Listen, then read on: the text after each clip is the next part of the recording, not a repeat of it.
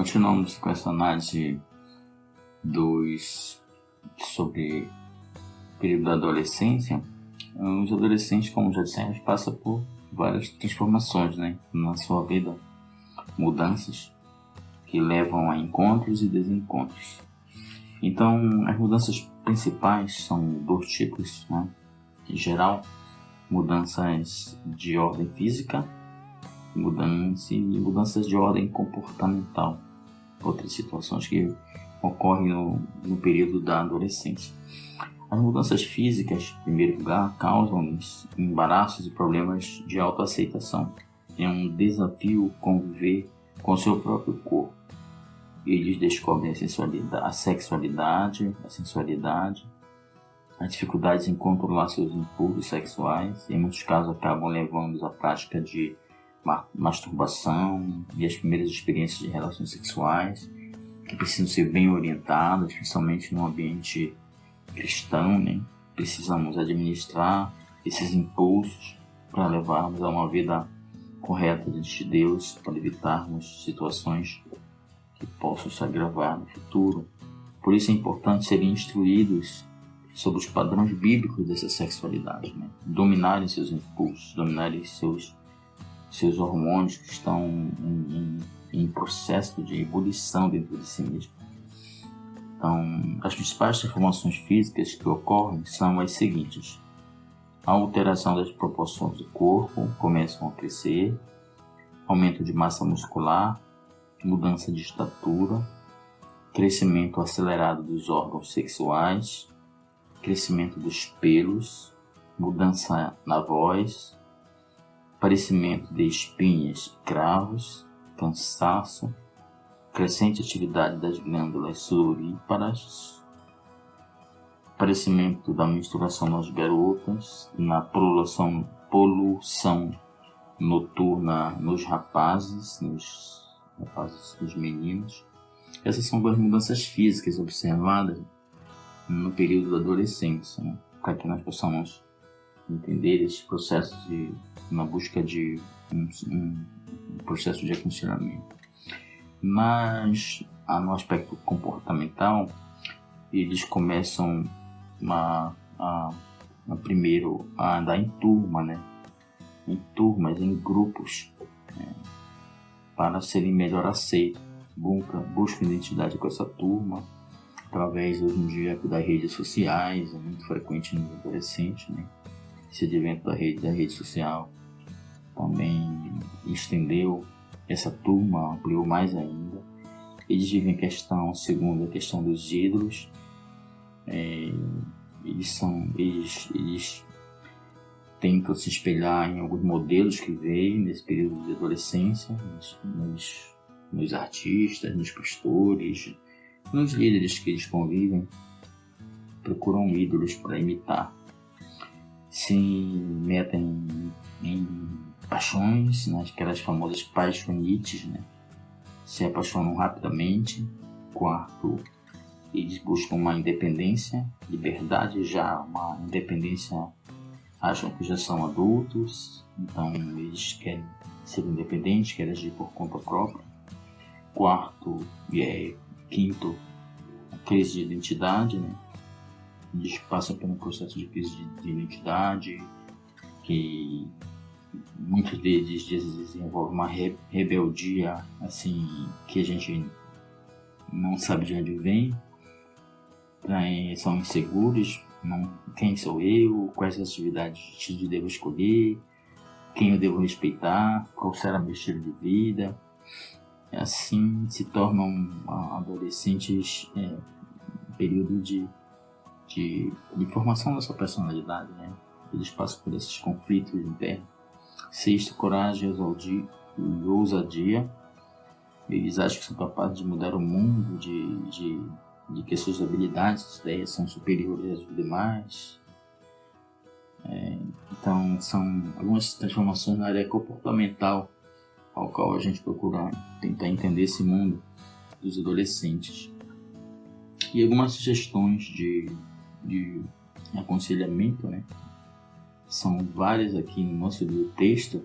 Você tem várias sugestões de aconselhamento que são e extensas. Nosso tempo aqui não é suficiente, mas eu indico para você a leitura de cada uma dessas sugestões de aconselhamento. Para a questão da agressividade e rebeldia, tem uma série de situações aqui que vocês vão receber a sugestão de como lidar com a situação. Uma situação também que ocorre, a comunicação travada, o adolescente já tranca no quarto, não quer falar com ninguém, ele quer se isolar. Como lidar com essa situação? Aqui tem sugestões sobre isso, sobre como lidar com isso, como abrir a porta para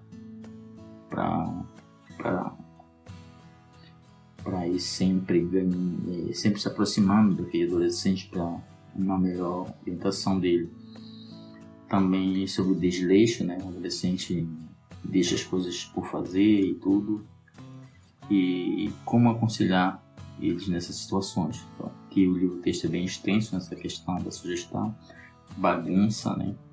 Do desleixo, a bagunça, amizades, como orientá-lo na questão das amizades, nessa situação de estarem muitas das vezes chorando, nos tentando persuadir através do choro, como se fosse uma chantagem emocional com os pais, com as pessoas. Então, como lidar com essas situações do choro malandro, né? Aquele choro que é como se fosse uma chantagem. O tempo com a família, eles começam a se afastar mais dos pais. Então, como orientá-los a melhor procedimento, como orientá-los na questão dessa independência, que eles tanto querem ser independentes. E temos aqui algumas sugestões, a sugestão nesse sentido, de como lidar com essa situação. Essas são algumas dicas, né, sobre aconselhamento de adolescentes, que vocês vão precisar fazer um dever de casa aqui, ler com bem calma esses conselhos, para conseguirem absorver alguns, para que vocês possam utilizar no dia a dia em tratamento com essas pessoas, com as pessoas que estão nessa idade, os adolescentes. Agora, ainda nesse tópico de aconselhamento pastoral, um aconselhamento para os aspectos da família, aconselhamento nas questões familiares, tem outra faixa etária também que requer uma atenção detalhada também, que é os jovens, né? Que são aqueles que estão na faixa dos jovens adultos, após a adolescência, tá? Então, um período também de uma dentro da família, dentro da igreja, dentro da comunidade geral, da sociedade, precisamos conhecer melhor essa faixa etária através de algumas leituras que vocês sugeriram na bibliografia aqui do curso. Vocês vão ampliar, né, para conhecer melhor como identificar os jovens, o período de escolhas, a conversão, logo após a adolescência, conversão, casamento, carreira, são assuntos que mais interessam os jovens. O desenvolvimento da parte física também, a habilidade emocional, eles buscam cuidar mais do corpo, da beleza, aumenta também, potencializa nessa fase da juventude a atividade, não digo atividade, o desejo sexual, né? Desejo sexual. Sabemos que os princípios bíblicos nos levam apenas a uma relação sexual no contexto do casamento. Então, esse período de juventude é o período onde os jovens andam, conforme a Bíblia diz, abrasados, né, com uma sexualidade muito, muito intensa, e isso tem que ser buscar aconselhar esses jovens a terem um equilíbrio para fazerem sempre as coisas de acordo com a palavra de Deus.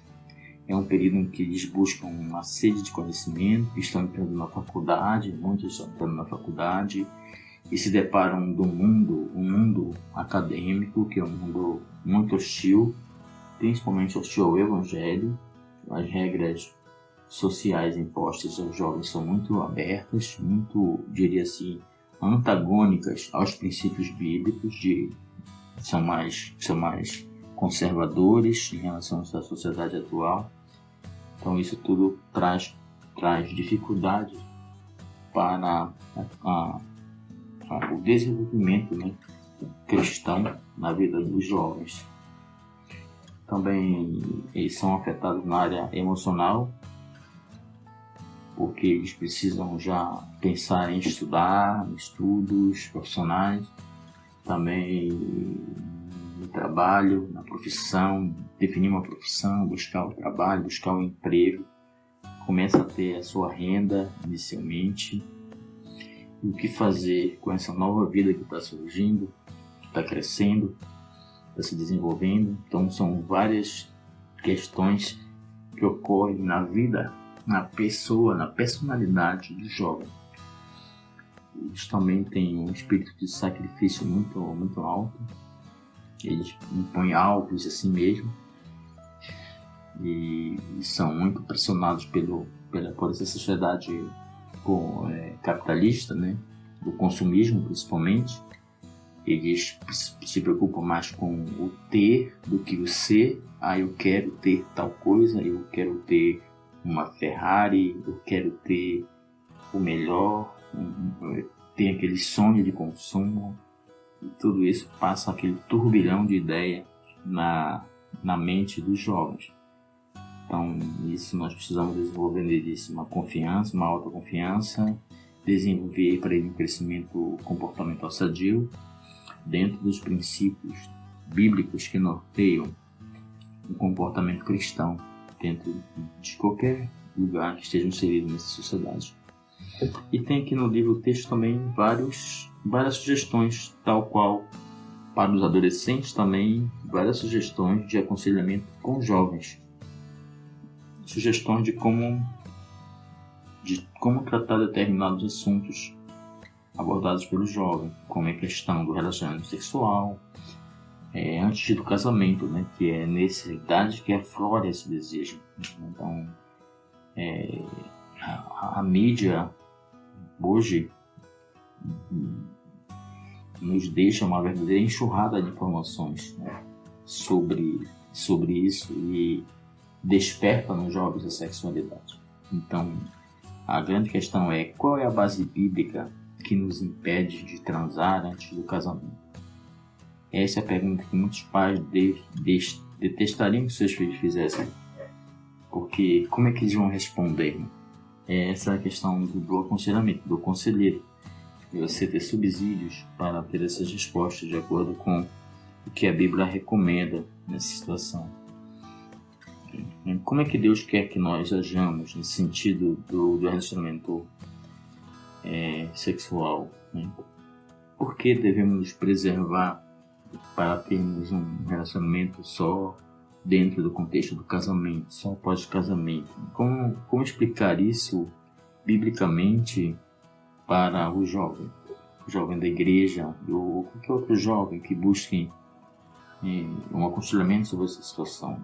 Aí você vai ter que trabalhar com eles essas questões dentro do ponto de vista bíblico, né? Tentando explicar por várias situações o que a Bíblia fala sobre essas questões. Palavras como, por exemplo, fornicação, né? E outros tipos de lascívia, fornicação, são termos bíblicos que orientam as pessoas em geral sobre essa questão da sexualidade. Também vem quando ocorre o fato, né? O fato ocorre, e o que fazer com quem já cometeu esse pecado? O que fazer? Como aconselhar a pessoa que já pecou nessa área, né? Temos que ter discernimentos para enfatizar a necessidade do arrependimento, para que haja a remissão e perdão de pecados, que possam deixar o pecado. confessar esse pecado, abandonar esse pecado, parar com esse pecado e agradecer, aliás, enfatizar a graça de Deus, né? Porque Deus, a palavra de Deus diz que onde abundou o pecado, superabundou a graça. Então que Deus está ali para perdoar, mas para que, como disse Jesus, vão e não pequem mais. Então, fazê-los com que tenham consciência de que esses pecados trazem consequências devastadoras na área emocional, na área de relacionamento interpessoal, principalmente na área espiritual, na área física, né, com as questões das DST, as doenças sexualmente transmissíveis, principalmente o perigo de uma gravidez precoce, uma gravidez indesejada e do perigo da contaminação com o vírus HIV, o vírus da AIDS, que levam até a morte. Há casos de crentes que pecaram nessa área, jovens, que depois do período de incubação do vírus se manifestou e a pessoa já, até como pastor, já veio a falecer contaminado com o vírus da AIDS. Então, é preciso que você pense muito bem antes de cometer, que a pessoa pense muito bem antes de cometer qualquer tipo de pecado nessa área. Ok? Então, com tantas consequências sobre isso, seja certo que desobedecer a Deus, além de ser um mau negócio, tem um alto custo. Um alto custo. Então, você precisa levar os jovens a entenderem e aprenderem como resistir às tentações. Não basta alegar que a carne é fraca, que eu não consegui. Não. Tem que ter uma disciplina muito grande. Vigiar, orar muito e mirar-se nos exemplos bíblicos, né? Os exemplos positivos bíblicos. Vigiar, orar, não confiar na carne, ocupar a mente. Alguns já falaram que, nós já falamos até aqui nesse curso, que mente, um ditado popular, né, que é muito aplicado e serve até para teologia: mente vazia, oficina do diabo. Então, ocupar nossa mente com a palavra de Deus, não deixar que essas coisas aconteçam, orar sem cessar, não confiar na carne, vigiar, estar atento sobre essas situações. Martim Lutero certa vez disse: não posso impedir que os pássaros voem sobre a minha cabeça, mas posso impedir que eles façam um ninho nela. Então, não deixe o pecado fazer um ninho na sua cabeça. Você deve estar sempre atento a todas essas situações. Tiago 4:7 diz assim: sujeitai-vos, portanto, a Deus, mas resisti ao diabo e ele fugirá de vós. Os jovens precisam resistir que vencerão, com certeza. 1 Pedro 5:9 diz assim: resistir ao diabo firmes na fé, certos de que os sofrimentos iguais aos vossos estão se cumprindo na vossa irmandade espalhada pelo mundo. Então, a grande questão no aconselhamento é levar a essa aplicação e essa vontade, disciplina, né? Na verdade, uma disciplina rígida nessas questões que envolvem a sexualidade humana. Eu digo sempre para meus alunos, quando dou aula no seminário, e aprendi isso com um pastor, meu professor no seminário, na época de seminarista, ele dizia que o problema do homem são 3 barras. Primeira, a barra da saia, que é a sexualidade. segundo a barra de ouro, que é as relações financeiras, não se deixar levar pela cobiça. E por último, ele dizia assim, era um professor americano, dizia São João da Barra, e é assim com aquele sotaque americano, o São João da Barra é bebida George.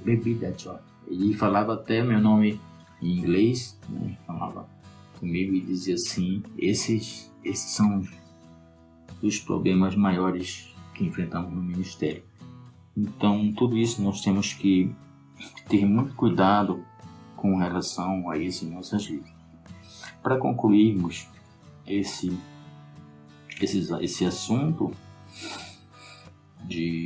do aconselhamento para as questões familiares, tem após a fase adulta, e na fase adulta, até durante a juventude e fase adulta, nós temos um contrato, né, estabelecido por Deus, um mandamento estabelecido por Deus, que é o mandamento do matrimônio, né, a ordenança do matrimônio, que é que o homem não é bom, segundo o ponto de vista bíblico, não é bom que o homem esteja só.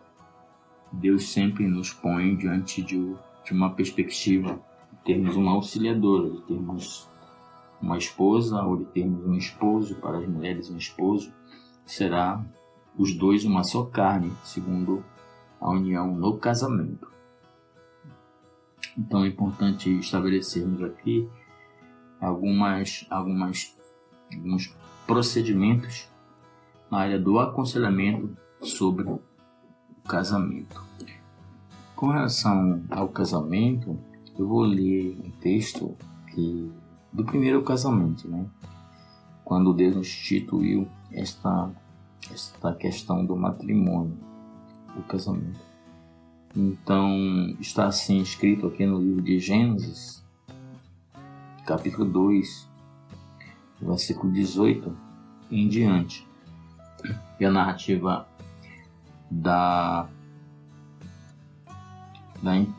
do estabelecimento de Deus na necessidade de constituirmos uma família. Eu vou ler a partir do versículo capítulo 2, Gênesis 2, capítulo 2, versículo 18 em diante. E disse o Senhor Deus, não é bom que o homem esteja só. Far-lhe-ei uma ajudadora idônea para ele. Havendo, pois, o Senhor Deus formado da terra todo animal do campo e toda ave dos céus, os trouxe a Adão para este ver como lhe chamaria. E tudo que Adão chamou a toda alma vivente, isso foi o seu nome. E Adão pôs os nomes a todo gado e às aves do céu e a todo animal do campo. Mas para o homem não se achava ajudador idôneo. Então o Senhor fez cair um sono pesado sobre Adão, e este adormeceu, e tomou uma das suas costelas, e cerrou a carne em seu lugar. E da costela que o Senhor Deus tomou do homem, formou uma mulher, e trouxe a Adão. E disse Adão, esta é agora osso dos meus ossos, e carne da minha carne. Essa será chamada mulher, porque do homem foi tomada. Portanto, deixará o homem seu pai e sua mãe, e apegar-se-á a sua mulher, e serão ambos uma só carne. Esse é o texto que nos indica o início do relacionamento humano, do primeiro homem e primeira mulher. E os dois casaram e multiplicaram-se. Multiplicou a vida humana na Terra. Poderíamos abordar aqui nessa área eu diria hoje que a família, né, segundo o grande pensador brasileiro Rui Barbosa, ele disse que a família é a célula da sociedade, né, a base da sociedade. Então, a célula máter, a célula matriz da sociedade, a família. Quando os dois casam, homem e mulher, eles formam a família. Então podemos abordar, dentro dessa área do aconselhamento, várias situações que ocorrem com o casal, com a família, que mereciam um detalhamento maior, uma preparação de conselheiros para essa área. Existem vários livros, bons livros, que fala sobre esse assunto, né? Vários livros. Percebemos através de todos esses anos, aconselhando casar de várias partes do país e do mundo, colegas, crentes ou não crentes. Então, é essencial a gente entender o que é o amor, a tolerância, né, dentro do casal, a definição de regras para nortearem suas discussões, seus relacionamentos, seus diálogos. E principalmente o diálogo dentro da questão do casamento. Então, precisa estar tudo bem resolvido dentro dessa questão do amor, do relacionamento entre as pessoas. Nós sabemos que existe uma visão do mundo diferente da visão bíblica para o casamento, onde o amor não é o mais importante. Então, isso é amplamente divulgado na televisão, no cinema, que define amor diferente do que a Bíblia define, né? Às vezes a expressão amor é usada até para indicar um relacionamento sexual, o desejo sexual entre as pessoas, e não é isso que a Bíblia define. O amor precisa ser um amor de respeito, um amor não depreciativo nem para um nem para outro. É um amor onde os dois se tornam uma só carne, conforme a definição bíblica. Envolve muito isso. Então, existem várias maneiras de se analisar essa questão do amor e do relacionamento conjugal.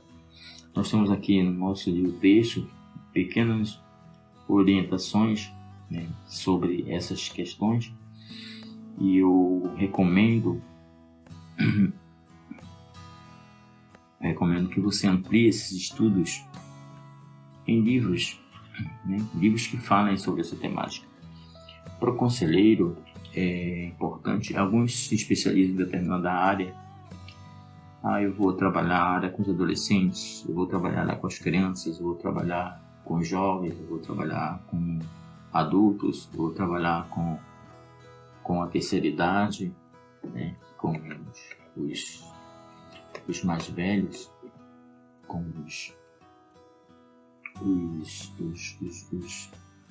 aqueles com casal, com casamento. Então são áreas específicas que hoje a igreja tem trabalhado, né? Trabalhado com crianças, adolescentes, jovens, casais, idosos, enfim. Então essa estratificação é positiva na perspectiva de que a pessoa se aprofunda mais em determinado assunto. Então, se você é chamado para um relacionamento de casais, então se prepare, busque preparação em literaturas pertinentes à área. Nós vamos citar aqui alguns livros como Ato Conjugal e Sexo e Intimidade, que são editados por várias editoras cristãs que nos orientam sobre essas questões, né? Todas relativo ao casamento, relativo às relações conjugais. Tá bom? Então, essa é uma visão geral objetivo nós estamos no curso médio em teologia, então nem é um curso de profundidade, em ensino de nível médio, em cursos de capacitações mais ampliados, como os cursos de bacharelado, os cursos de teologia, bacharelados em nível de faculdade. Você vai estudar mais detalhadamente essas questões, e até em pós-graduações, né? Várias faculdades teológicas oferecem pós-graduação em aconselhamento pastoral, em psicologia pastoral, em várias em questões familiares, né? Já existem várias pós-graduações que levam você a ter um conhecimento mais ampliado sobre isso. Mas aqui as referências bibliográficas do nosso livro texto oferece várias opções que vocês podem adquirir essas obras, né, para Muitas delas estão já disponíveis em PDF em alguns sites na internet. Vocês podem baixar essas obras para terem de estudos ampliados. Então, nós estamos aqui finalizando esse volume 1, esse livro texto 1, que compreendeu 2 áreas de estudo. A primeira parte, ética cristã, e essa última parte, aconselhamento pastoral. Fica aqui nossos agradecimentos a você que é nosso aluno. Persevere, continue, lute, estude, busque cada dia maior preparação para que Deus possa capacitar-nos cada dia mais. Eu digo sempre para meus alunos no seminário que o estudante de teologia, seja de qualquer nível, básico, médio, avançado, bacharel, mestre, doutor, ele tem que fazer 3 coisas na vida dele como acadêmico, como estudante de teologia.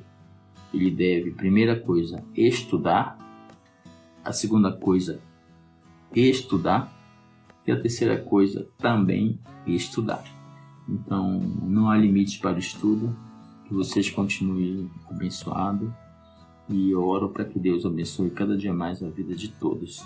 Nossos agradecimentos, e pedimos que seja feito assim, em nome de Jesus.